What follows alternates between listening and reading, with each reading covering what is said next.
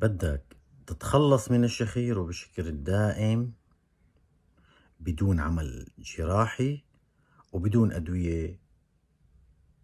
ما عليك إلا بداية تعملوا لي متابعة. بعدين الطريقة هي بسيطة جدا جدا، مثل ما قلت لكم ما بتحتاج لعمل جراحي ولا إلى أدوية، وهي إنك تستخدم عملية لمدة 10 أيام فقط. والعملية هي عبارة عن تفتح لسانك إلى أعلى الحلق،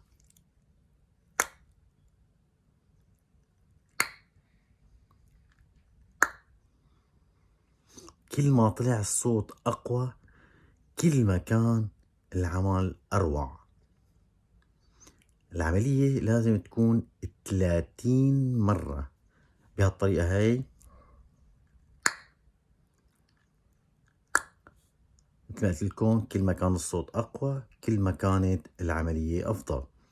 وبتدوم هذه العملية لمدة 10 أيام، راح تحس بتحسن جيد بالتنفس خلال النوم، وراح تحس بتحسن بهيكلية العمليات الهوائية اللي عندك هون، وراح ترتاح بشكل فظيع جدا.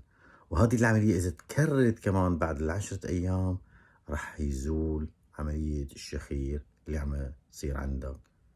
جربوها صدقوني ما راح تندموا، لأنه أسلم طريقة بدون عمل جراحي وبدون أدوية. إن شاء الله أكون فدتكم، وما تنسوا تعملوا لي متابعة وشير ولايك. السلام عليكم.